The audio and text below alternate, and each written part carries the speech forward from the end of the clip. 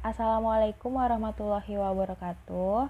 Perkenalkan, kami dari kelompok 14 yang beranggotakan 2 orang, yaitu saya Gina Najla Afifah dengan NIM 55522100102 dan rekan saya Dea Larasati Husodo dengan NIM 55522100061. Di sini kami akan memaparkan materi chapter 2 tentang Accounting Under Ideal Conditions dari buku Financial Accounting Theory edisi 7 William Scott dan pencarian kerangka konseptual dari buku Teori Akuntansi Keuangan edisi 12 karya Schröder, Clark, and Katie.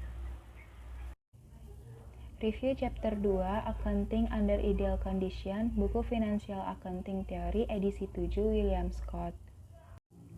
Overview. Model nilai sekarang memberikan informasi yang relevan secara maksimal kepada pengguna laporan keuangan.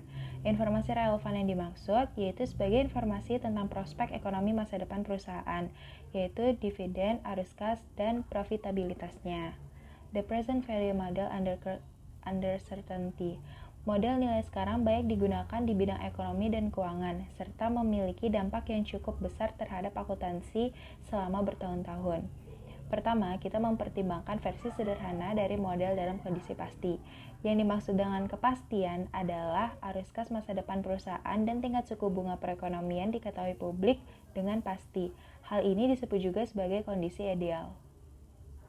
Misalnya, contoh PV Ltd, sebuah perusahaan dengan satu aset tanpa kewajiban. Asumsikan bahwa aset tersebut akan menghasilkan arus kas akhir tahun sebesar $150 setiap tahun selama 2 tahun dan kemudian bernilai 0. Asumsikan juga bahwa tingkat bunga perekonomian adalah 10%. Kemudian, pada waktu 0, awal tahun pertama awal aset, nilai sekarang arus kas masa depan perusahaan dilambangkan dengan PA0, yaitu cara hitungnya PA0 $150 dibagi 1,10 ditambah $150 dibagi 1,10 pangkat 2, hasilnya $260,33. Maka neraca pembukaan nilai sekarang sebagai berikut. Laporan laba rugi perusahaan untuk 1 tahun yaitu sebagai berikut ini. Sejak pendapatan bersih dikapitalisasi ke nilai aset, laba bersih adalah bunga sederhana atas nilai awal aset. Seperti pendapatan dari rekening tabungan bunga atau saldo pembukaan rekening. Dengan demikian, laba bersih untuk tahun ini sama dengan PA0 dikali 10% sama dengan $260,33 dikali 10% sama dengan $26,3. Jumlah ini disebut pertambahan diskon. Ini adalah pembukaan nilai sekarang dikalikan dengan tingkat bunga. Pada akhir tahun ke-1, nilai sekarang dari sisa arus kas yang berasal dari aset perusahaan adalah sebagai berikut, yaitu $136,36. Maka, neraca akhir tahun ke-1 yaitu seperti ini. Dari neraca tersebut, mengasumsikan bahwa perusahaan tidak membayar dividen. Dividen dapat dengan mudah dimasukkan yaitu dengan mengurangi kas dan ekuitas pemegang saham dengan jumlah dividen. Tujuan dari contoh ini adalah untuk menunjukkan bahwa dalam kondisi ideal, arus kas masa depan yang diketahui dengan pasti dan tingkat bunga tertentu dalam perekonomian, penyusunan laporan keuangan yang benar-benar relevan dan andal itu mungkin bisa terjadi. Proses arbitrase memastikan bahwa nilai pasar suatu aset sama dengan nilai sekarang dari arus kas masa depan. Nilai pasar perusahaan adalah nilai aset keuangan bersih ditambah nilai aset modal. The present value model under uncertainty. Kondisi ideal dalam ketidakpastian memiliki ciri sebagai berikut. 1. Tingkat bunga tertentu dan tetap, yang mana arus kas masa depan perusahaan didiskontokan. Kedua, serangkaian keadaan yang lengkap dan diketahui publik. Ketiga, menyatakan profitabilitas secara objektif dan diketahui oleh publik. Yang keempat, realisasi negara yang dapat diamati secara publik. Cara lain untuk memikirkan kondisi ideal adalah bahwa kondisi tersebut serupa dengan kondisi kepastian, kecuali bahwa arus kas masa depan yang dikenal bersyarat. Resiko yang timbul karena tidak diketahuinya keadaan alam yang akan terjadi disebut resiko estimasi. Secara umum, resiko estimasi muncul ketika pengambil keputusan tidak yakin mengenai nilai parameter dasar yang mempengaruhi keputusannya.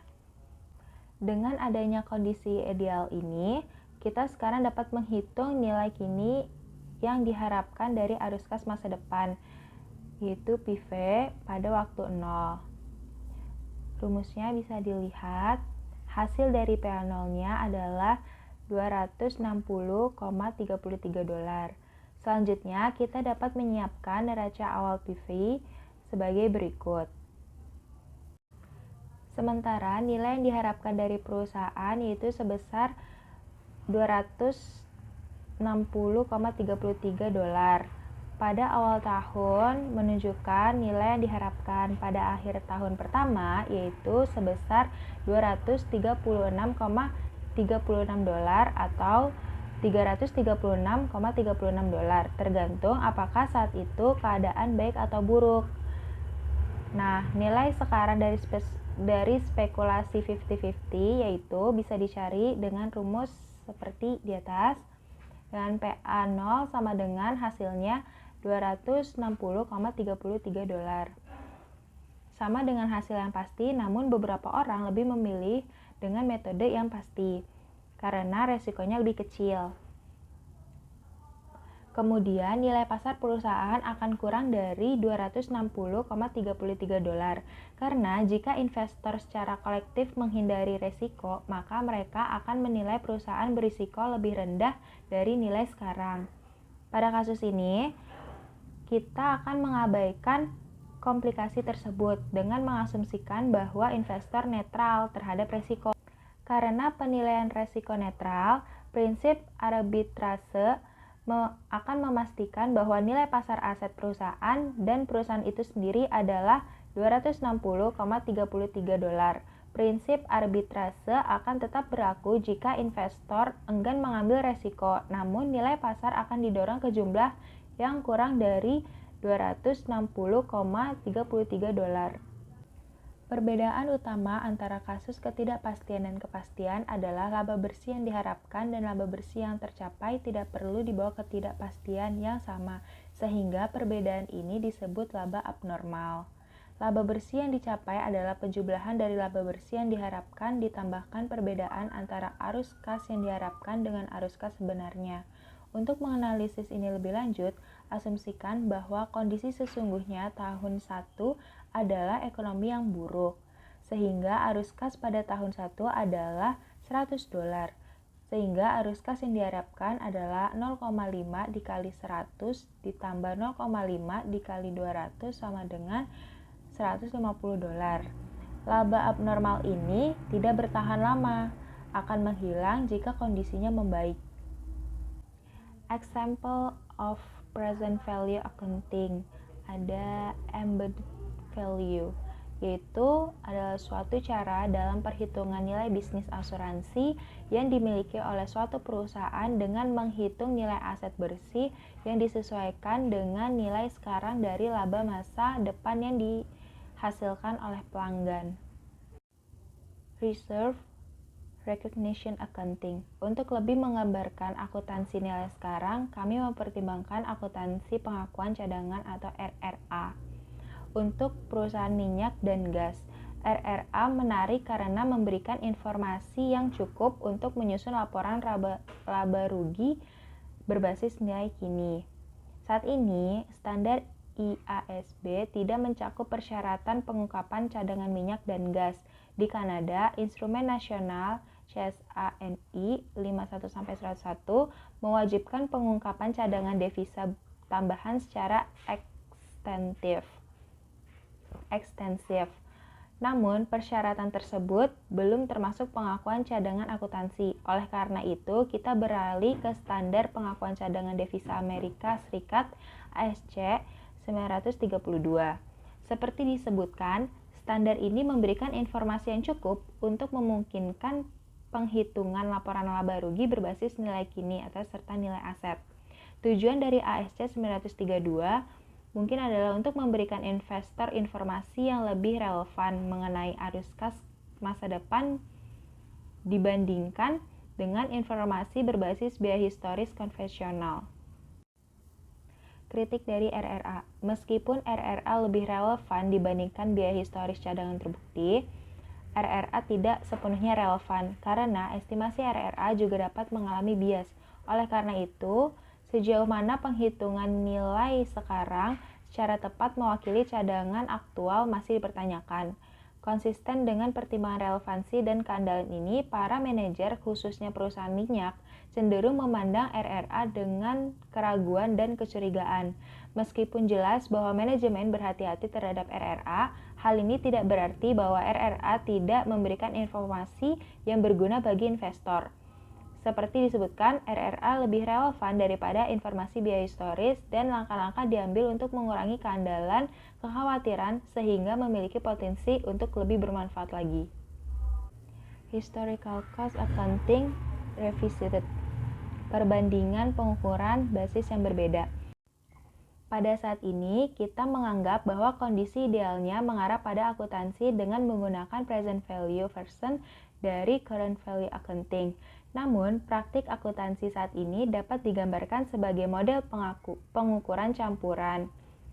Beberapa tahun terakhir, pembuat standar telah memperkenalkan sejumlah standar berbasis current value. Tetapi, current value accounting ini menemui permasalahan terkait volatilitas dan reliabilitas. Masalah ini menimbulkan pertanyaan tentang sejauh mana current value accounting akan menggantikan biaya historis, sehingga perlu mempertimbangkan dua basis pengukuran tersebut dalam kaitannya dengan konsep akuntansi. Relevance versus reliability. Relevance dan reliability merupakan karakteristik penting dalam informasi akuntansi. Seperti yang telah disimpulkan pada pembahasan sebelumnya, bahwa tidak mungkin menyusun laporan keuangan yang sempurna, relevan, dan reliable, sehingga harus ada trade-off antara keduanya. HCA relatif lebih reliable atau dapat diandalkan karena biaya atas aset atau kewajiban pada sebuah perusahaan biasanya merupakan sebuah angka objektif, lebih terhindar dari kesalahan estimasi dan bias daripada perhitungan present value. Namun, biaya historis mungkin kurang relevan. Biaya historis, nilai pasar, dan present value mungkin sama pada tanggal akuisisi, tetapi nilai pasar dan present value akan berubah selama kondisi pasar berubah. Akibatnya, relevansi current value accounting umumnya melebihi dari HCA. Akan tetapi, penggunaan akuntansi nilai sekarang dalam kondisi yang tidak ideal akan menimbulkan masalah reliabilitas. Revenue recognition. Perbedaan yang penting antara current value accounting seperti RRA dan HCA adalah perubahan waktu pengakuan dalam nilai aset. Berdasarkan current value accounting, current valuation atas aset dan kewajiban akan meningkatkan atau mengurangi nilai aset dan kewajiban yang diakui atau diukur pada saat mereka terjadi dengan mendiskontokan arus kas masa depan dan mengkapitalisasi nilai tersebut dalam neraca. Pendapatan kemudian pada dasarnya adalah perubahan bersih dalam nilai sekarang untuk periode yang bersangkutan. Di bawah perspektif HCA, inventory dinilai berdasarkan cost atau nilai perolehan dan accounts receivable dinilai berdasarkan harga jual, sehingga pendapatan diakui ketika inventory terjual atau penjualan terrealisasi. Peningkatan nilai yang belum terrealisasi tidak diakui di neraca dan net income. Recognition lag. Current value accounting memiliki sedikit lag pengakuan, karena ketika perubahan nilai ekonomi terjadi, maka pada saat itulah pendapatan diakui. HCA memiliki lag pengakuan yang lebih besar, karena pendapatan tidak diakui sampai kenaikan nilai persediaan telah divalidasi, biasanya melalui realisasi penjualan. Matching of cost and revenue. Konsep matching ini terutama terkait dengan akuntansi biaya historis HCA, karena laba bersih di bawah HCA adalah hasil dari matching atau penandingan atau perbandingan antara pendapatan yang terrealisasi dengan biaya untuk memperoleh pendapatan tersebut. Konsep matching ini merupakan prinsip dari akuntansi akrual, Sedangkan dalam current value accounting, konsep matching ini lebih sedikit digunakan, karena laba bersih merupakan perubahan bersih current value dari aset dan kewajiban selama periode tersebut. Matching tidak diperlukan karena perubahan nilai aset dan kewajiban didorong oleh kekuatan pasar dan respon perusahaan atas kekuatan pasar. Meskipun konsep matching pada HCA ini cukup reliable, namun tidak sepenuhnya begitu. Contohnya penyusutan aset tetap. Dalam prinsip matching, pendapatan ditandingkan salah satunya dengan penyusutan aset tetap selama periode tertentu yang pada akhirnya menghasilkan laba bersih. Namun, prinsip akuntansinya juga tidak menyebutkan secara jelas seberapa besar penyusutan yang harus dibebankan. Hanya menyebutkan bahwa penyusutan dilakukan secara sistematis dan rasional. Akibat ketidakjelasan ini, ada beberapa macam metode penyusutan yang diterima untuk digunakan dalam praktek, seperti garis lurus, metode saldo menurun, dan sebagainya.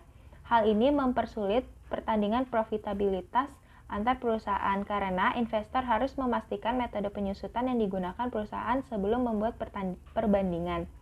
Ketidakjelasan ini juga akan mengkikis reliabilitas HCA karena manajer perusahaan memiliki ruang untuk mengatur profitabilitas yang mereka laporkan melalui pemilihan metode penyusutan atau melalui perubahan metode yang digunakan. Dengan kata lain, HCA mungkin lebih reliable daripada current value accounting. Namun hal ini bukan berarti HCA dapat dipercaya secara lengkap. The non-existence of true net income. Untuk mempersiapkan susunan laporan keuangan yang lengkap berdasarkan current value basis, perlu untuk menilai seluruh aset dan kewajiban perusahaan dengan net income yang menjelaskan perubahan current value perusahaan selama periode tertentu. Namun, dalam kenyataannya, laba bersih tidak ada sebagaimana sebuah konstruksi perekonomian yang terdefinisikan dengan baik. Sebuah permasalahan yang fundamental adalah kurangnya objektivitas atas probabilitas keadaan atau stats. Dengan probabilitas keadaan yang objektif, nilai sekarang dari aset dan kewajiban secara benar merefleksikan ketidakpastian yang dihadapi perusahaan, karena nilai sekarang dimasukkan ke dalam seluruh kemungkinan kejadian masa depan dan probabilitasnya. Kurangnya probabilitas keadaan objektif membuka pintu untuk estimasi subjektif atas kinerja masa depan perusahaan. Beberapa estimasi ini dapat menjadi subjek untuk kurangnya keakuratan dan bias yang mungkin akan terjadi. Conclusion to accounting under ideal condition. Daripada membahas secara mendalam tentang keberadaan laba bersih, akuntan lebih berfokus untuk membuat laporan keuangan jadi lebih berguna dalam pengambilan keputusannya. Perkenalkan, nama saya Dea Larsati Usodo dengan NIM 55522210061. Di sini saya akan menjelaskan atau memaparkan materi chapter 2, yaitu mengenai pencarian kerangka konseptual dari buku Teori Akuntansi Keuangan edisi 12 Kruder. Materi yang pertama ini mengenai pengembangan teori awal. Nah, pengembangan teori kerangka teoritis ini mulai muncul pada awal tahun 1990-an. Nah, upaya awal pengembangan teori akuntansi di Amerika ini sering dikaitkan dengan nama-nama seperti William A. Paton dan John B. Canning. Nah, karya William Paton ini didasarkan pada disertasi doktoralnya yang adalah pemikiran awal yang menyatakan pandangan bahwa seluruh perubahan dalam penilaian aset dan liabilitas itu harus tercermin dalam laporan keuangan, dan perubahan-perubahan tersebut harus diukur dengan dasar penilaian terkini atau current value base. Nah, William Paton ini juga berpendapat bahwa semua imbalan bagi hasil investor, baik dividen maupun bunga, itu merupakan distribusi pendapatan. Nah, oleh karena itu pihaknya ini lebih mengacu pada konsep entitas daripada konsep kepemilikan yang umum. Nah, asumsi dasar postulat yang dikemukakan oleh William Paton ini juga dipandang sebagai langkah pertama dalam pengembangan kerangka konseptual akuntansi. Nah, ada juga karya dari John B. Canning ini. Nah, karya dari si John B. Canning ini mengusulkan kerangka penilaian dan pengukuran aset yang didasarkan pada ekspektasi masa depan serta model yang digunakan untuk membandingkan pendapatan dan beban. Nah, selanjutnya ini ada pendapat juga dari Scott. Nah, Scott ini beranggapan bahwa revolusi industri menyebabkan para manajer mencari metode-metode baru dalam mempertahankan pengendalian organisasi. Nah, akibatnya metode desain seperti akuntansi dan statistik ini menjadi alat yang digunakan untuk mengendalikan sebuah organisasi. Nah, pada awal tahun 1941, Scott ini mengungkapkan kerangka konseptualnya di dalam The Basic for Accounting Principle. Nah, kerangka konseptual Scott ini mencakup hierarki, postulat, dan prinsip-prinsip yang akan digunakan dalam pengembangan aturan-aturan dan teknik akuntansi. Nah, hal itu meliputi yang pertama ini ada postulat orientasi.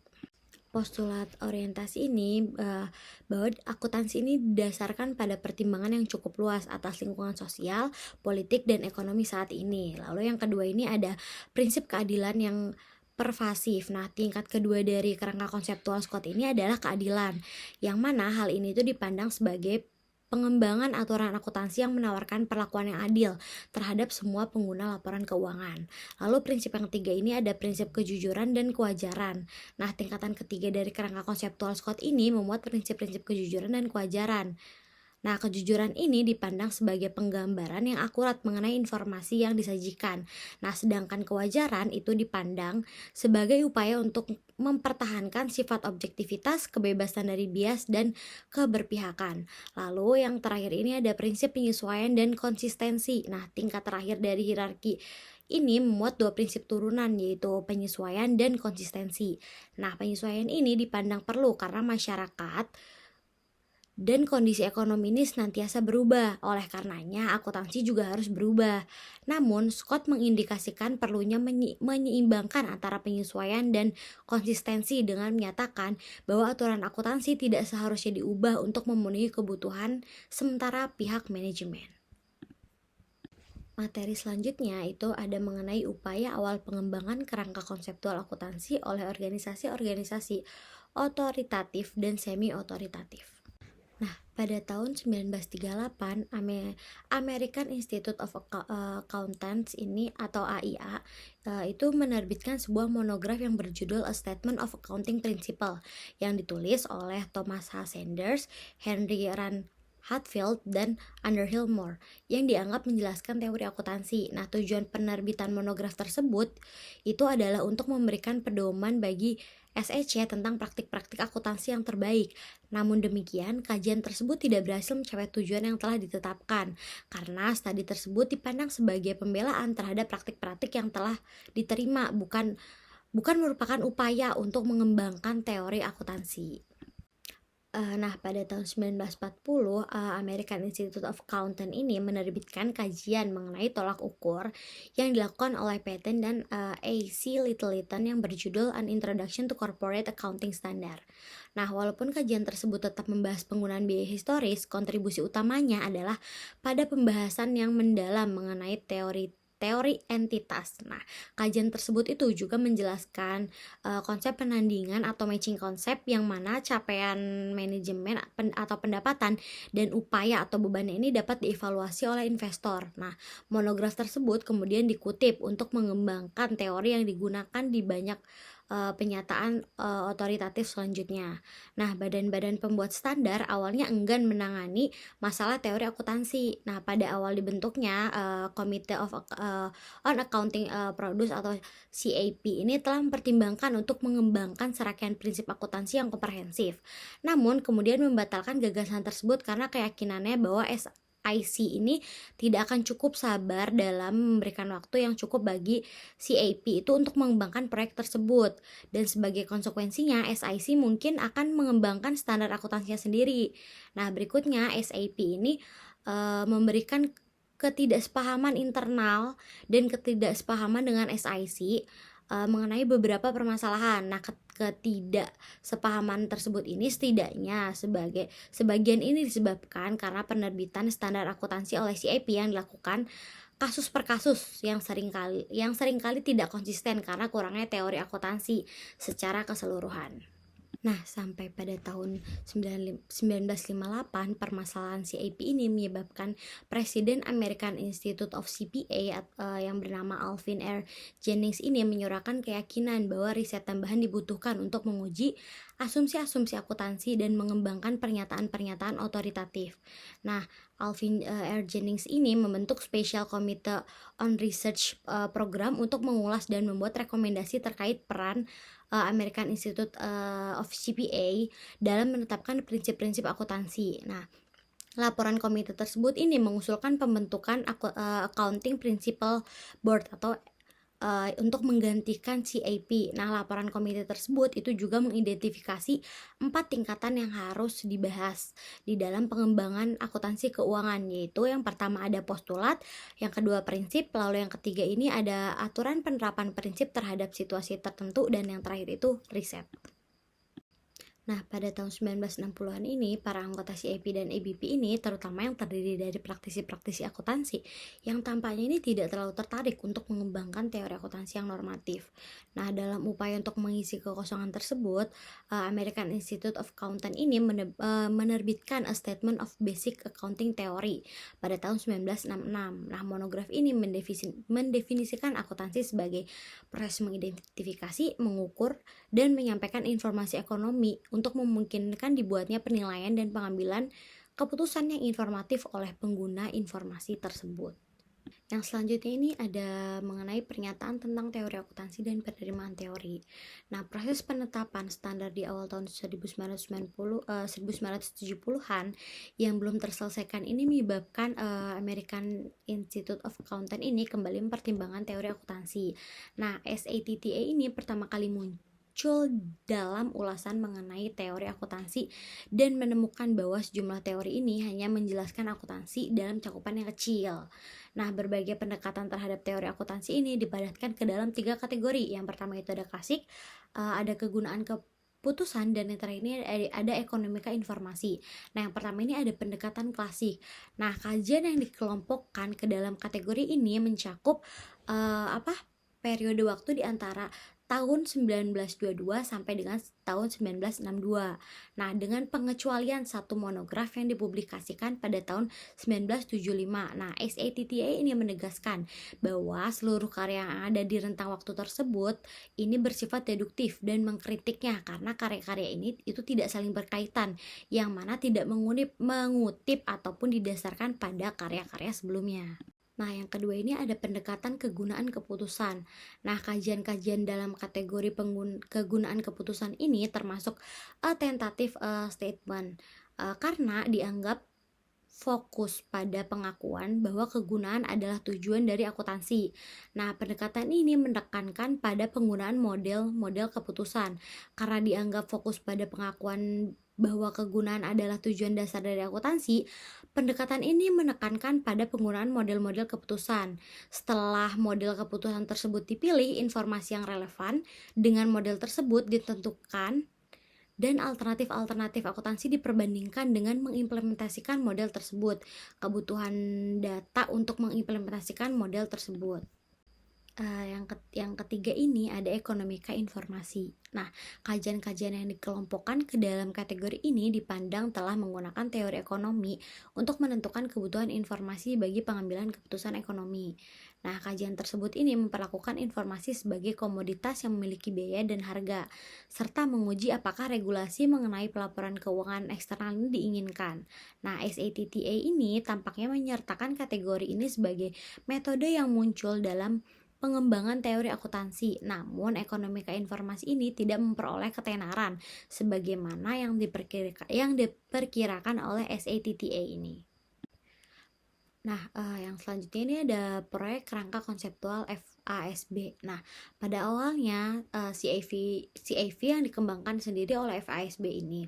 Nah, pada bulan Oktober 2004, FASB dan IASB ini mengumumkan proyek gabungan yang ditujukan untuk mengembangkan kerangka konseptual umum yang baru dibangun dari kerangka konseptual yang sudah ada. Nah, rencana proyek tersebut ini terdiri atas serangkaian tingkatan atau tahapan. Yang pertama itu ada tujuan dan karakteristik kualitatif, yang kedua ini ada definisi elemen-elemen, pengakuan, dan penghentian pengakuan. Lalu yang ketiga ini ada pengukuran, yang keempat ada konsep entitas pelaporan, yang kelima ini ada batasan-batasan pelaporan keuangan serta penyajian dan pengungkapannya. Lalu yang keenam ini ada tujuan dan status kerangka konseptual, yang ketujuh ada penerapan kerangka konseptual pada entitas nirlaba, dan yang terakhir itu permasalahan lain jika ada. Nah, adapun kerangka konseptual itu yang terdiri dari 3 tingkatan. Nah, di bagian puncak atau tingkat pertama ini mengidentifikasi tujuan pelaporan keuangan, yaitu tujuan dilakukannya pelaporan keuangan. Nah, pada tingkat kedua ini menguraikan hal-hal fundamental yang merupakan karakteristik kualitatif yang membuat informasi akuntansi ini berguna. Nah, lalu pada tingkatan ketiga ini mengidentifikasi pedoman penerapan untuk pengakuan, pengukuran, dan pengungkapan yang digunakan untuk menetapkan dan menerapkan standar-standar akuntansi serta konsep-konsep tertentu yang dibutuhkan untuk mencapai tujuan. Pedoman-pedoman ini mencakup asumsi, prinsip-prinsip, dan batasan-batasan yang menjelaskan lingkungan pelaporan saat ini. Nah, selanjutnya ada juga Statement of Financial Accounting Standard nomor 8. Nah, pada bab 1 dalam Statement of Financial Accounting Standard nomor 8 ini menyatakan bahwa tujuan dari pelaporan keuangan secara umum adalah untuk memberikan informasi keuangan mengenai entitas pelaporan yang berguna bagi investor, pemberi pinjaman, dan kreditur lainnya yang ada pada saat ini dan yang potensial terkait dengan pengambilan keputusan untuk penyediaan sumber daya bagi entitas tersebut. Nah, tujuan pelaporan keuangan itu adalah dasar dari kerangka konseptual. Nah, tingkatan kedua dari si FP ini memuat konsep-konsep dasar. Nah, pada bab 3 dari Statement of Financial Accounting nomor 8 ini mengidentifikasi karakteristik kualitatif dan informasi akuntansi yang membedakan informasi yang lebih baik dengan informasi yang kurang baik dengan tujuan untuk pengambilan keputusan. Nah, elemen-elemen itu yang pertama ada pengguna utama. Nah, para pengguna utama informasi keuangan ini adalah investor, pemberi pinjaman, dan kreditur lainnya yang ada pada saat ini dan yang potensial, yaitu penyedia modal. Lalu elemen yang kedua ini ada hambatan biaya. Nah, hambatan biaya ini dijelaskan dalam Statement of Financial Accounting nomor 8 ini sebagai hambatan yang pervasif pada informasi yang dapat diberikan oleh pelapor keuangan. Nah, lalu yang ketiga ini ada karakteristik kualitatif. Nah, karakteristik kualitatif ini merupakan karakteristik dasar atau meningkatkan, tergantung pada bagaimana karakteristik tersebut ini mempengaruhi manfaat informasi bagi keputusan. Nah, kualitas yang membuat informasi akuntansi ini berguna bagi pengambilan keputusan adalah relevansi dan penyajian yang jujur. Lalu yang terakhirnya ada kritik terhadap CFP. Nah, yang ini berpendapat bahwa para akuntan ini selama ini terlalu dipengaruhi oleh ekonom-ekonom marginal yang berorientasi pada utilitas, yang berkeyakinan bahwa organisasi bisnis yang melakukan perdagangan di pasar ini akan membentuk sebagian dari perekonomian masyarakat. Nah, keuntungan ini merupakan hasil dari aktivitas tersebut dan menunjukkan efisiensi organisasi dalam memanfaatkan sumber daya masyarakat yang terbatas. Materi selanjutnya ini ada mengenai standar-standar akuntansi berbasis prinsip dan aturan. Nah, selama awal tahun 2000-an, FASB ini mencatat bahwa perhatian telah ditujukan terkait kualitas dan transparansi informasi akuntansi. Nah, salah satu perhatian utamanya adalah semakin meningkatnya kompleksitas standar-standar FASB dan pengembangan standar akuntansi berbasis aturan. Nah, pada tahun 2003 ini, SIC ini menerbitkan kajiannya mengenai adopsi sistem yang berbasis prinsip. Nah, kajian ini mencatat bahwa ketidaksempurnaan bisa terjadi ketika standar-standar yang ditetapkan ini berbasis prinsip ataupun berbasis aturan. Nah, kalau standar-standar yang berbasis prinsip ini dapat menginterpretasikan seluruh kesulitan dalam pelaksanaannya, karena standar seperti itu hanya memberikan sedikit pedoman atau struktur kepada para penyusun laporan keuangan dan auditor dalam membuat penilaian profesional. Nah, sedangkan standar-standar berbasis aturan ini seringkali memberikan saran untuk mengelak dari tujuan standar. Nah, materi terakhir ini membahas mengenai konvergensi internasional. Nah, pada rapat gabungan di North Block ini pada tanggal 18 September 2002, FASB dan IASB ini sama-sama mengakui komitmennya terhadap pengembangan standar akuntansi yang sangat berkualitas dan kompatibel yang dapat digunakan untuk pelaporan keuangan baik dosmetik maupun non-dosmetik. Nah, proyek konvergensi internasional ini memiliki 3 aspek utama. Yang pertama ini ada proyek penyajian laporan keuangan atau Financial Statement Presentation Project. Lalu yang kedua ini ada proyek kerangka konseptual atau Conceptual Framework Project, dan yang ketiga ini ada proyek konvergensi atau Convergence Project. Nah, yang pertama ini proyek penyajian laporan atau Financial Statement Presentation Project. Nah, pada bulan April tahun 2004 ini FASB dan IASB ini memutuskan untuk menggabungkan masing-masing proyeknya terkait dengan pelaporan dan pengklasifikasian komponen-komponen pendapatan, beban, keuntungan, dan kerugian. Nah, proyek ini dilaksanakan untuk menetapkan standar umum yang sangat berkualitas terkait penyajian informasi di dalam laporan keuangan, termasuk pengklasifikasian dan pemaparan line item, serta penggabungannya menjadi subtotal dan total. Nah, tujuannya itu adalah untuk menyajikan informasi di dalam setiap laporan keuangan dengan cara meningkatkan kemampuan para investor, kreditur, dan pengguna laporan keuangan lainnya.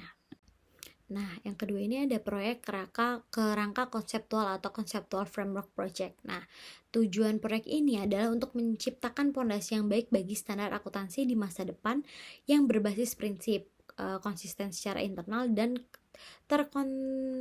terkonvergensi secara internasional. Nah, proyek ini dikembangkan dalam 8 tahapan. Yang pertama ini ada tahap definisi elemen, pengakuan dan penghentian pengakuan. Yang kedua ini ada tahap pengukuran. Yang ketiga ini ada tahap tahap konsep entitas pelaporan. Lalu yang selanjutnya ini ada tahap penyajian dan pengungkapan serta batasan-batasan dalam laporan keuangan. Lalu ada tahap tujuan dan status kerangka kerja.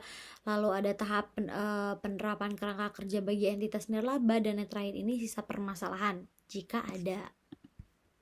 Nah, yang terakhir ini ada proyek konvergensi atau Convergence Project. Nah, tujuan dari konvergensi standar akuntansi ini adalah itu untuk membuat perusahaan-perusahaan di negara-negara yang berbeda ini menggunakan prosedur akuntansi yang sama dalam mengukur dan melaporkan posisi keuangan serta hasil operasinya. Nah, ini itu merupakan tujuan yang diinginkan karena perbedaan dalam penggunaan prosedur akuntansi ini mempengaruhi data yang tersedia untuk melakukan investasi. Nah, tujuan dari proyek konvergensi adalah untuk menghilangkan perbedaan di antara IFRS dan GAAP. Sekian pemaparan materi dari kelompok kami mengenai chapter 2 dari mata kuliah teori akuntansi. Izinkan kami menutup dengan pantun. Ternak-ternak si ikan teri diternak dalam kolam. Karena telah sampai di penghujung pemaparan materi, kami akhiri dengan salam. Wassalamualaikum warahmatullahi wabarakatuh.